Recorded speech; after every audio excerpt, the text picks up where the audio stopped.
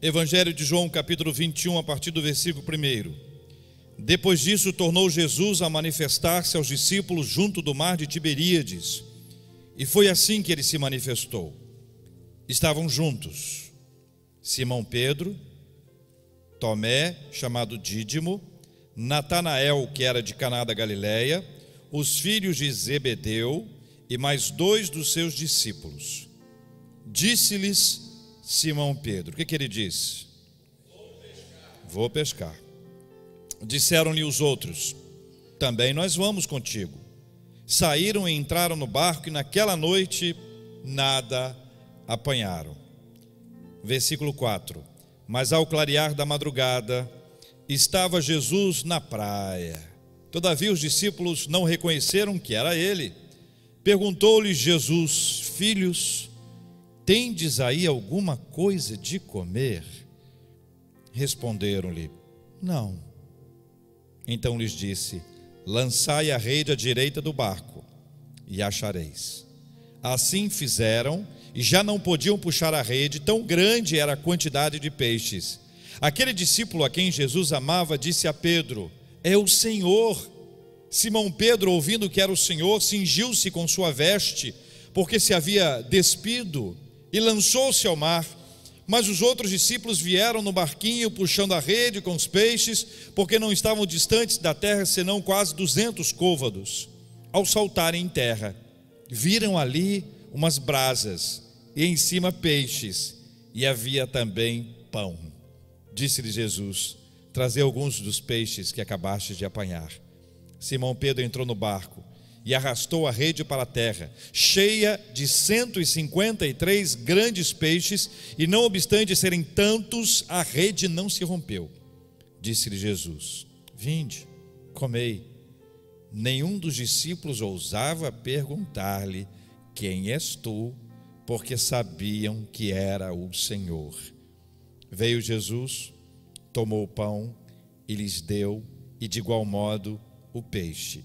E já era esta a terceira vez que Jesus se manifestava aos discípulos depois de ressuscitado dentre os mortos. Pai, muito obrigado pela tua palavra, pela descrição de um momento extraordinário na vida daqueles discípulos e na vida da igreja. Muito obrigado por esta revelação. Agora nós pedimos que o Senhor nos ilumine. Ilumine quem prega, ilumine quem escuta, para que todos nós venhamos a aprender juntos o que nos ensina a tua palavra, em nome de Jesus, amém.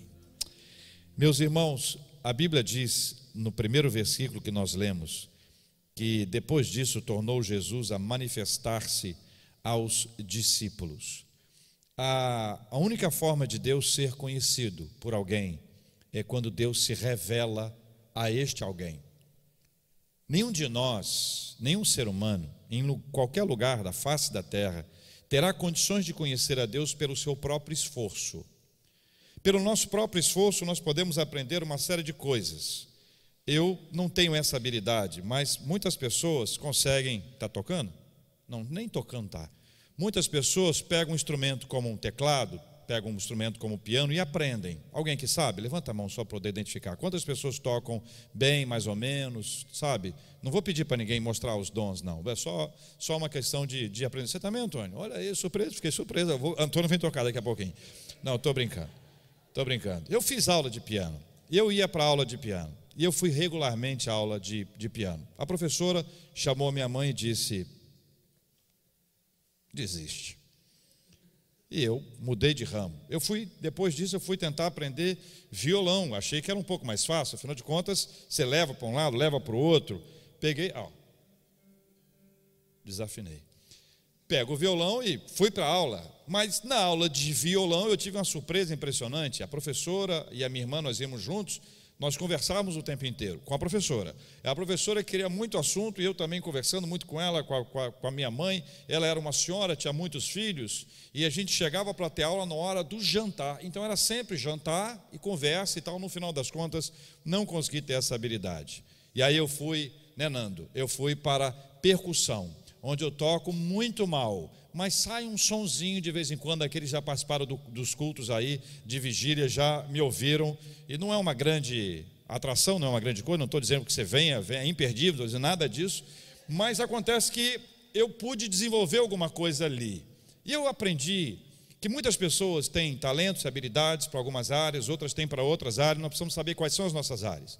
Algumas pessoas podem ter uma grande habilidade, vão poder desenvolver a sua habilidade e vão, de maneira exaustiva, buscar o aprendizado e conhecerão. A diferença é que, da mesma forma que eu e você podemos ter um grande conhecimento sobre a administração, fruto do nosso esforço, nós podemos ter um grande conhecimento sobre psicologia, alguma coisa sobre matemática, algo sobre literatura, podemos aprender sobre línguas. Quando se trata sobre as questões espirituais, nós dependemos de uma revelação divina. Nós não poderemos conhecer a Deus se Ele não se revelar a nós. Não há possibilidade de uma pessoa, fruto do seu esforço, ter um conhecimento exaustivo de Deus, a não ser que Deus tenha dado a ela esse conhecimento. Deus abre as portas, Deus se revela, e essa revelação divina, ela é fundamental para que nós saibamos algo a respeito dele. Se ele não nos revelar, nós não saberemos nada. Aí eu faço um parênteses para te dizer uma coisa muito simples. O que você conhece de Deus é porque Deus resolveu revelar a você. Você pode crescer na intimidade, na santidade, você pode crescer na caminhada com o Senhor, e à medida que você caminhar na presença de Deus, você vai aprender mais, porque Ele vai revelar-se mais a você. Perceba que quando uma pessoa conhece algo de Deus, é porque Deus se revelou a ela. Se Deus se revelou a ela, é porque Deus quer que essa pessoa saiba. Se Deus quer que essa pessoa saiba, essa é uma extraordinária declaração de amor de Deus por nós. E é preciso que nós compreendamos isso. A Bíblia diz que Jesus se manifestou, e sabemos pelo texto que foi a terceira vez que ele se manifestou depois de haver ressuscitado. Jesus pela terceira vez se manifesta aos seus discípulos porque ele quer estar com eles. Jesus é assim, ele chama, nós respondemos, ele se revela, nós o conhecemos, e ele sempre vai ao encontro dos seus discípulos, ou, para utilizarmos uma linguagem nos inserindo, ele sempre vem ao nosso encontro. Jesus fez isso o tempo inteiro, ele andava com as pessoas, Jesus conversava com as pessoas. Você imagina bem que hoje, se Jesus estivesse entre nós, você poderia chamar Jesus para jantar na sua casa, e ele iria lá na sua casa. Você podia chamar Jesus para comer um churrasco, e ele iria comer o churrasco, porque é essa a ideia que o texto bíblico nos passa. Quando ele vai à casa das pessoas, ele se assenta com elas, ele conversa com elas, e o assunto são, em vez de ser o momento da comunhão, em que ele se aproxima das pessoas, o assunto é com quem ele está. E se ele estivesse com a gente, as pessoas iam dizer: como é que ele pode andar com gente como essa gente? Porque os religiosos olhavam para a gente que andava com Jesus Cristo e diziam que ele não podia andar com eles porque eles eram pecadores. Mas a Bíblia diz que nós somos pecadores. Ou seja, se Jesus estivesse aqui fisicamente, nós poderíamos convidá-lo para comer na nossa casa, porque na nossa casa tem comida e porque nós somos pecadores. Nós estamos dentro daquele rol de pessoas possíveis para se assentarem com Cristo, porque ele nunca estava com quem se achava melhor do que os outros, ele nunca estava com quem se achava perfeito, ele nunca estava com quem se achava santo, ele estava com quem não se achava santo, mas ficava absolutamente constrangido pelo seu amor. Quer dois exemplos? Um exemplo, Mateus, o coletor de impostos. Outro exemplo, Zaqueu, o maioral dos coletores de impostos. Duas pessoas que eram reconhecidamente pecadoras, e Jesus foi à casa deles, como foi na casa de outros religiosos. Mas enquanto esteve na casa de religioso, o grande milagre, o grande assunto não era o religioso, mas uma mulher que entra, quebra um vaso, lava os pés de Cristo, seca com seus cabelos, beija os pés de Cristo. O pecador sempre é a atração quando Jesus Cristo está. O pecador é aquele que recebe de Jesus Cristo um grande e maravilhoso amor. Ele veio para se manifestar aos pecadores. Se você é pecador, Jesus veio se manifestar a você. Se você não é, você precisa aprender que você é pecador. Infelizmente, meus irmãos, o pecado entrou na humanidade inteira.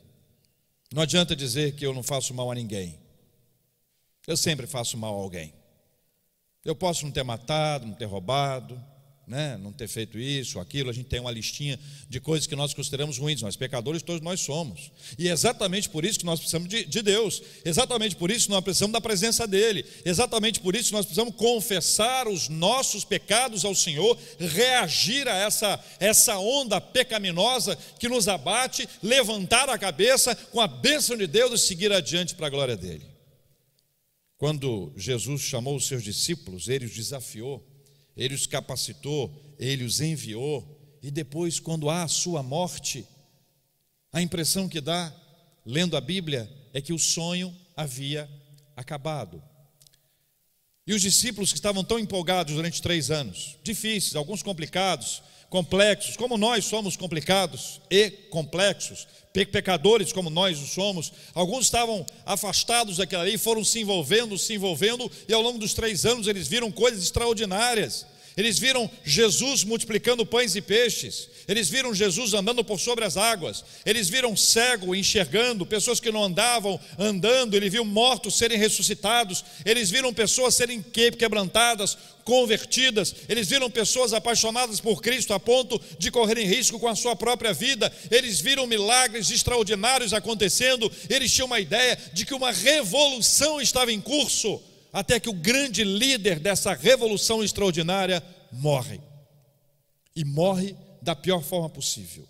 Morre crucificado, morre como um bandido, morre como um Zé Ninguém, morre como aquele que há de ser ridicularizado pela sua morte, morre como aquele cujas roupas são rasgadas para que fossem sorteadas, morre como aquele que as pessoas querem furar o seu lado, morre como aquele que pede água, as pessoas dão fel, morre como aquele que as pessoas cospem no seu rosto, morre como aquele que as pessoas falam mal dele, morre como aquele que é ridicularizado diante de uma sociedade extremamente preconceituosa, religiosa, longe de ser santa, pecadora, mas que se achava melhor do que as demais.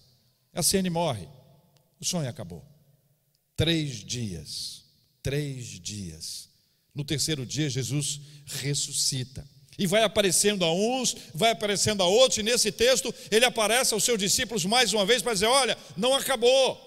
Olha, não acabou, a história não acabou, o sonho não acabou, tudo está começando agora, e a ressurreição é a manifestação do poder extraordinário de Deus sobre o pior dos inimigos, a morte.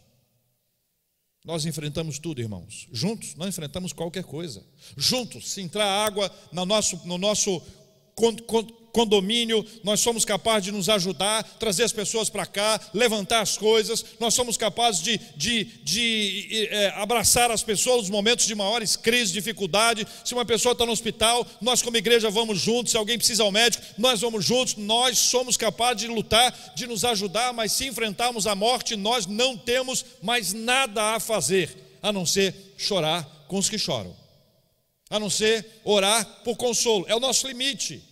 A morte é o nosso teto. Nós lutamos contra muitas coisas, nós já vencemos batalhas muito grandes pela graça de Deus, mas a morte ninguém consegue vencer. A morte para nós era invencível.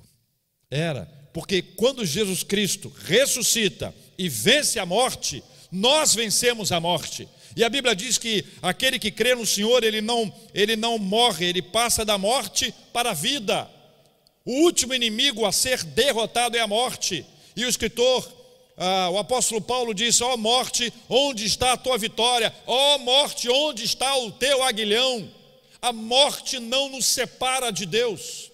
A morte nos separa uns dos outros, mas não nos separa de Deus. A morte foi vencida pela graça do Senhor. A manifestação de Cristo tem essa característica especial. Os discípulos ali estavam com aquele instante entre não sabem exatamente o que vai acontecer, e eu me coloquei no lugar deles lendo esse texto. Deve ter sido uma coisa muito, muito, muito forte.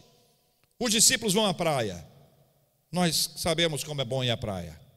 A praia é um lugar democrático. A praia vai o rico, vai o pobre. A praia vai o bonito, vai o feio. A praia vai o alto, vai o baixo, vai o gordinho, magrinho. A praia vamos todos nós. Vamos para tomar sol, vamos para andar na praia, vamos para mergulhar, nós vamos para jogar vôlei, nós vamos para correr, nós jogamos futebol, nós sabemos aqui o que é praia. Para nós é muito fácil lembrar o que é praia e como é bom estar na praia. Aquela é uma região onde as pessoas visitam muito lago. É um lago, Tiberíades é um lago, mas é um lago extraordinário, lindo, maravilhoso, um lugar gostoso. Um dos lugares que eu mais gosto em Israel é o Mar da Galileia. É estar lá, é subir num barco, parar num lugar central e lá realizar um culto para a glória de Deus. Meus irmãos, não há lugar em Israel que eu já tenha ido, fui 3 vezes, não há lugar em Israel que eu não goste mais do que aquele lugarzinho ali. E só para que você saiba, não sei se você sabe, mas em frente ao Mar da Galileia tem um McDonald's. Então não tem nada mais tchan do que você comer um sanduíche do McDonald's, você tomar um milkshake, um sorvete no Mar da Galileia. É muito legal. Jesus está ali, meus irmãos. Ele se revela mais uma vez aos seus discípulos. Eu não posso dizer que eles tinham desistido. O texto não me diz que eles desistiram. Eu não posso afirmar que eles tinham desistido de serem discípulos. Eles voltaram para uma atividade que era comum para eles, até porque eles precisavam comer, eles precisavam se alimentar. Mas quando eu vejo que eles estão juntos, pelo menos 7 dos discípulos estão juntos, eu não posso considerar uma afirmação de que eles tinham desistido, porque se eles tivessem desistido, talvez fosse um para cada lado. Estavam juntos, pelo menos 7 dos 12. 7 dos 12 estavam ali. Eles vão pescar. E Jesus vai ao encontro deles. E para mim essa é uma nova declaração de amor. Jesus vai aonde eles estão. Não é uma coisa passiva. O amor de Jesus Cristo, o amor que vai em busca dos seus amados. E quando ele ali se revela, mais uma vez se manifestando para eles, 3 coisas muito importantes eu vejo que acontecem ali. Uma, ele produz para eles um conforto espiritual. 2, ele produz para eles uma grande alegria. E por fim, uma convicção de propósito. Conforto espiritual. Conforto espiritual é quando Deus gera na nossa vida uma segurança que nós não tínhamos.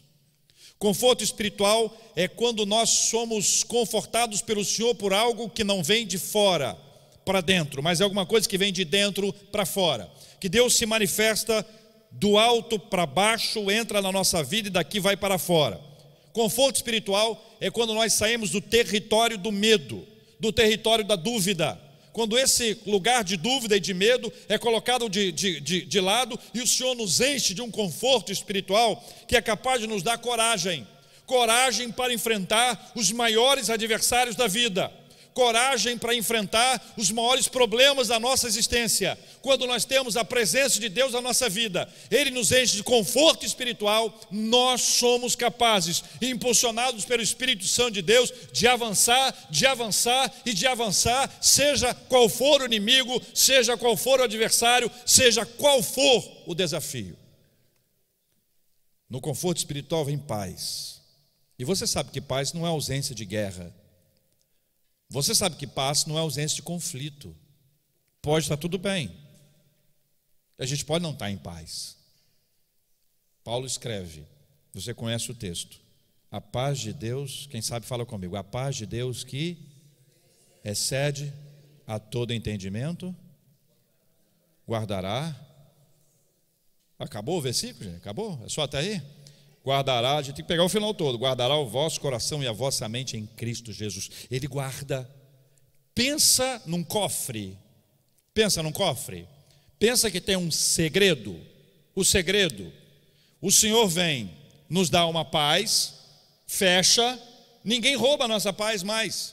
Ansiedade não rouba a nossa paz, inquietação, medo, apreensão, nada mais rouba a nossa paz, porque a paz guarda. Ela é guardada, o coração fica protegido, o coração fica blindado. Nós não somos mais impactados por nada, a não ser que Deus permita que assim aconteça na nossa vida. O resultado do conforto espiritual é um comportamento firme e constante. Uma das raras qualidades a serem encontradas na gente é a constância. Qualquer profissional sabe que se o seu colega de trabalho for inconstante profissionalmente, é uma encrenca. É uma encrenca. Qualquer pessoa sabe, se num relacionamento a esposa ou esposo, os seus filhos são pessoas inconstantes, é um problema muito, muito complexo. Você não sabe o que vai encontrar. Quem é que está aí hoje? Pessoa inconstante é assim, quem está aí hoje? A pessoa mais calminha, mais tensa, mais brava. Você não sabe com quem você vai encontrar. Constância espiritual é fundamental. Constância espiritual nos mostra uma caminhada que é sempre para o alto, é sempre num crescimento espiritual. Constância é uma das qualidades mais raras de nós encontrarmos nas pessoas. E aqueles que têm, glorifiquem a Deus, que Deus te deu. E aqueles que não têm, glorifiquem a Deus e busquem ao Senhor, e Deus vai lhe dar a bênção da constância. A segunda coisa que Deus deu a eles ali, que Jesus deu a eles, foi uma grande alegria. Porque, pensa, a tristeza da morte, o sonho, um projeto de vida. Eles largaram todas as coisas para seguirem a Cristo.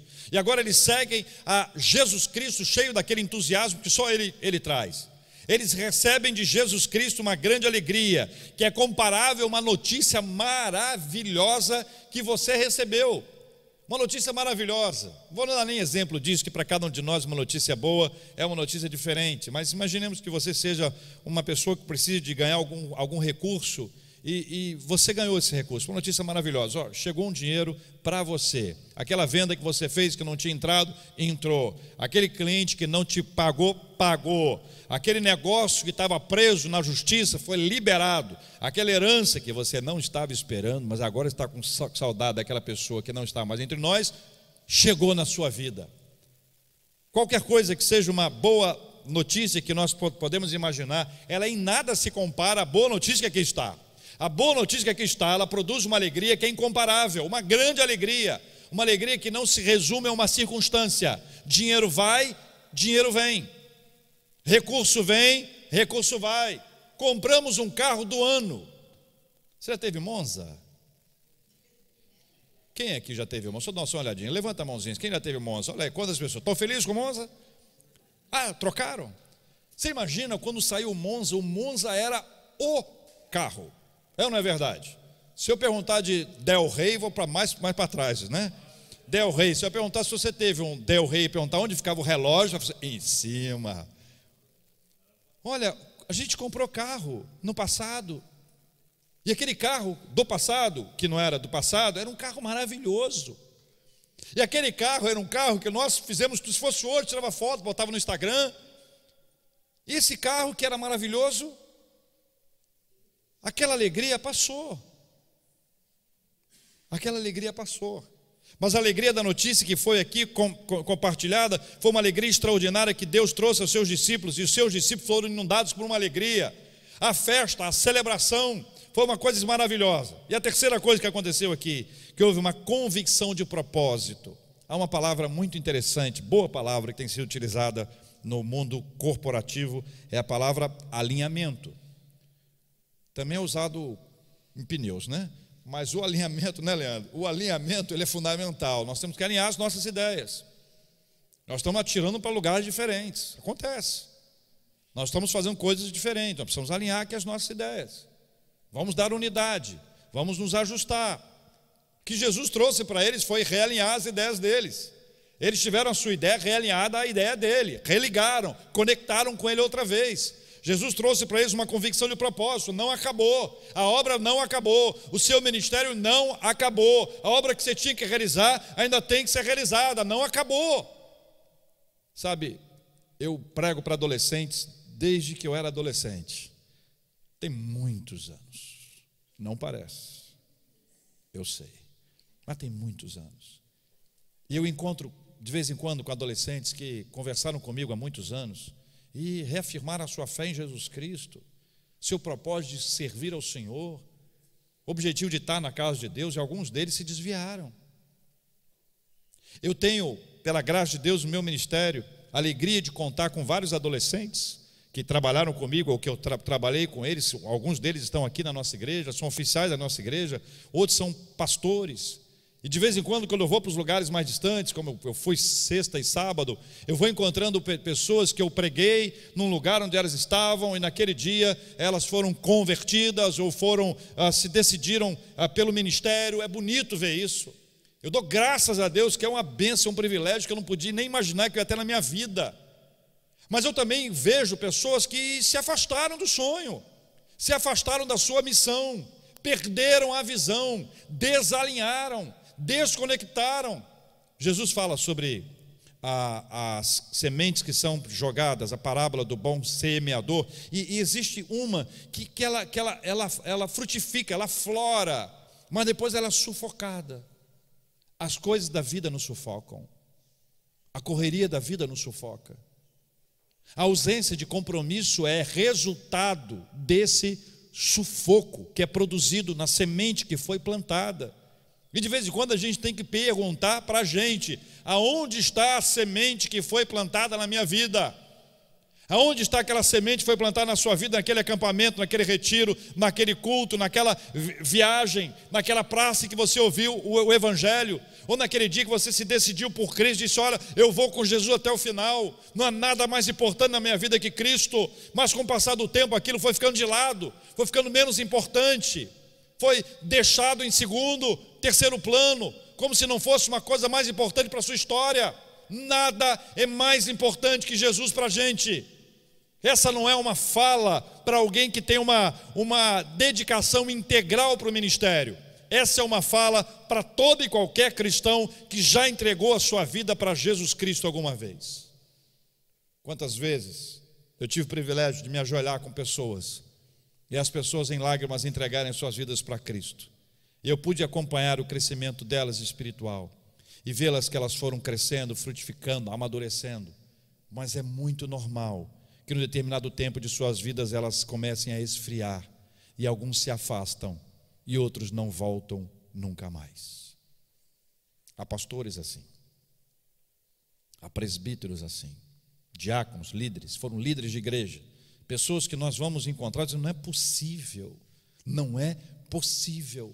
A vida tende a nos sufocar, as questões da vida tendem a querer apagar e a fazer morrer a semente que ali estava. Nós precisamos entender que é necessário ter convicção de propósito, e a convicção de propósito é um processo de realinhamento à visão de Deus, à visão de Jesus Cristo. Jesus estava ali para mais uma vez alinhar a visão dos discípulos à visão dele e levantar aquela igreja que foi levantada pela graça do Senhor.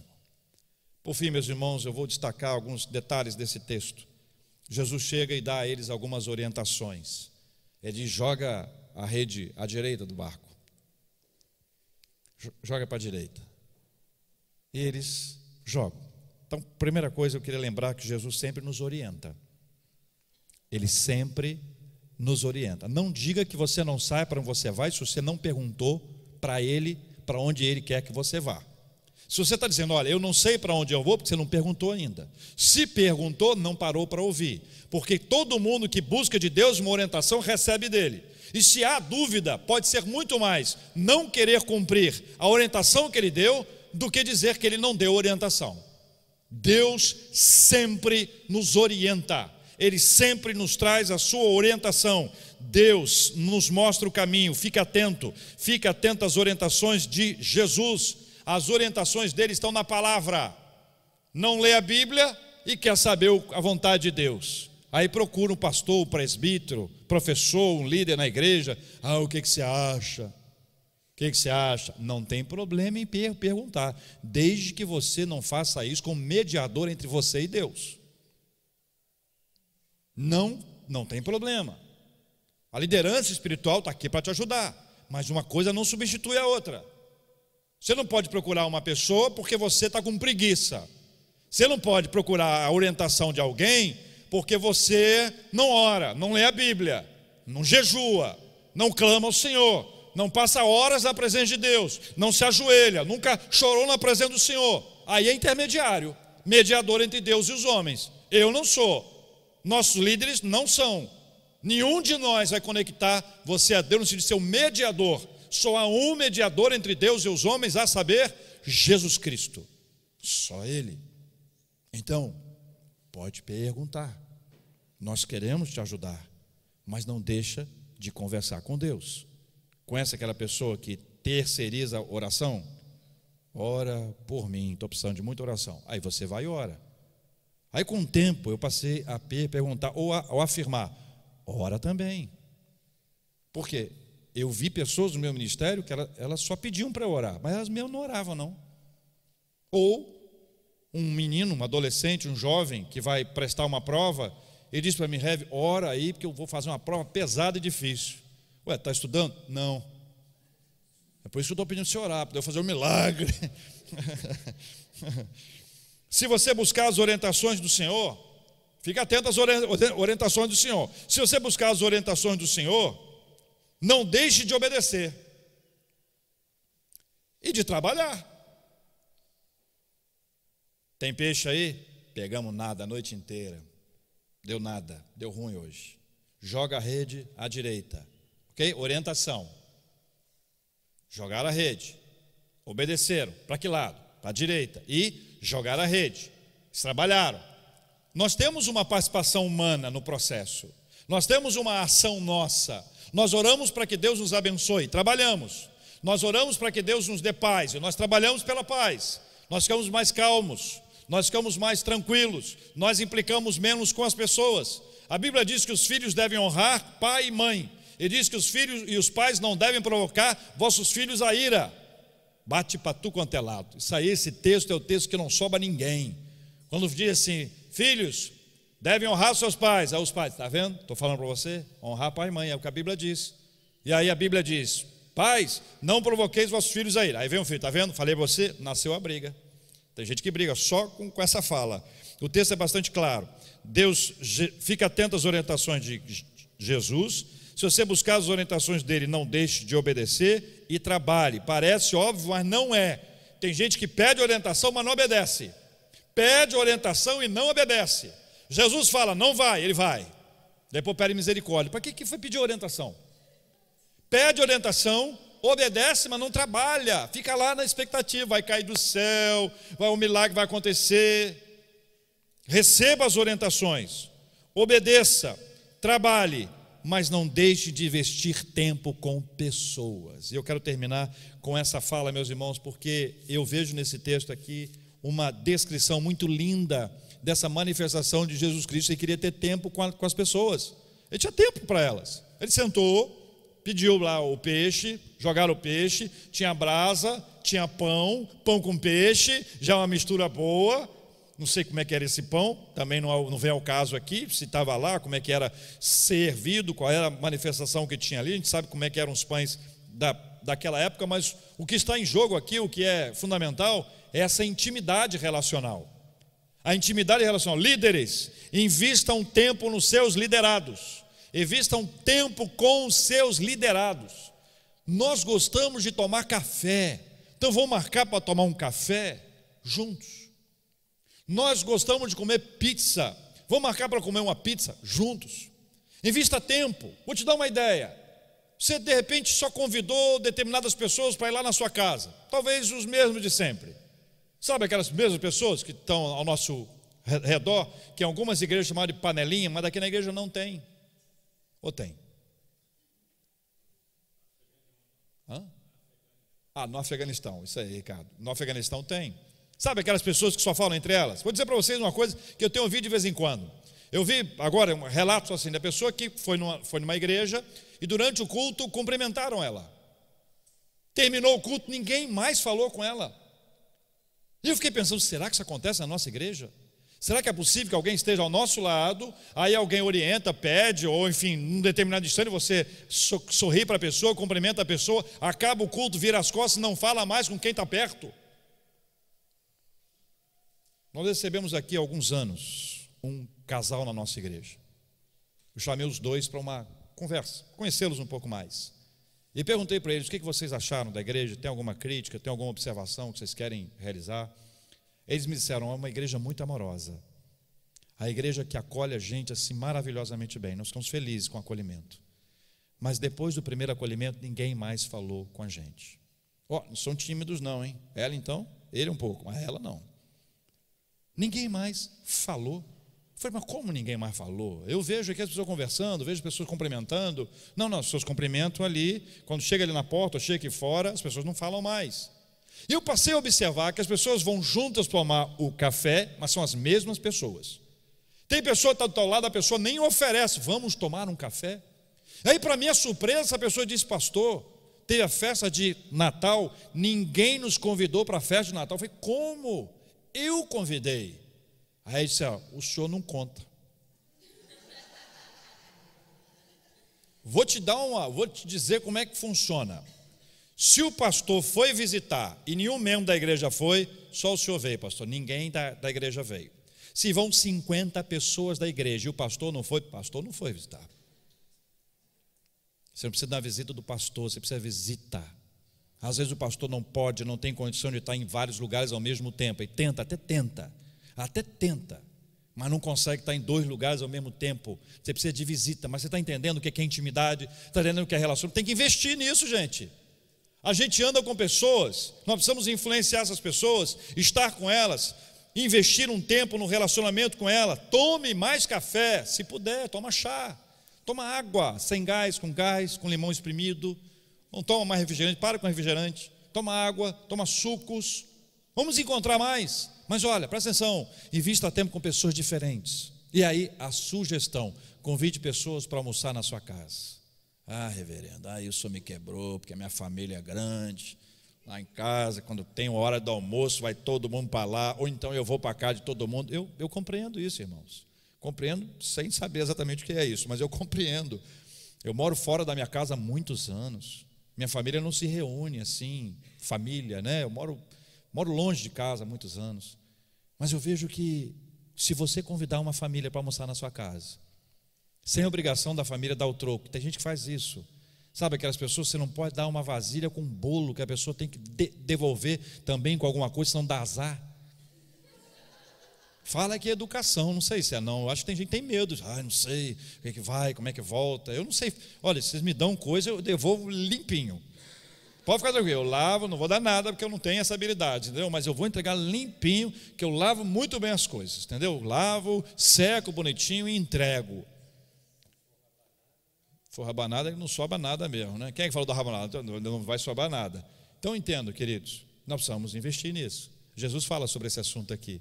Ele fala sobre intimidade. Ele fala sobre ter tempo com as pessoas. Isso, os pastores não podem estar em todos os lugares ao mesmo tempo. Mas nós podemos criar vínculos entre nós que nos possibilitem isso. E se for o caso de você não almoçar, levar pessoas para a sua casa, se não é esse o que é possível, convide pessoas para almoçar. E eu lanço aqui o projeto Almocinho, coisa simples, coisa leve. Almocinho, marca no shopping, marca no restaurante, marca num lugar, encontra com as pessoas, bata um papo, conhece as pessoas, o que você faz, de onde você vem, como é que é a sua história. Nós vamos crescer muito nisso, sabia? Vamos crescer muito nisso, vai fazer muito bem para a gente. E esse texto nos prepara para a ceia do Senhor. Porque a ceia do Senhor é um desses momentos raros que a Bíblia nos traz. A ceia do Senhor é esse tempo de trazer a gente para perto. A ceia do Senhor nos iguala, porque a ceia do Senhor é para aqueles que foram lavados e remidos no sangue do Cordeiro. A ceia do Senhor é um lugar maravilhoso, da mesa que nós nos aproximamos. A mesa que nós não nos assentamos aqui, mas como se pudéssemos nos assentar e desfrutar daquilo que Deus tem para ministrar a nossa vida através da ceia do Senhor.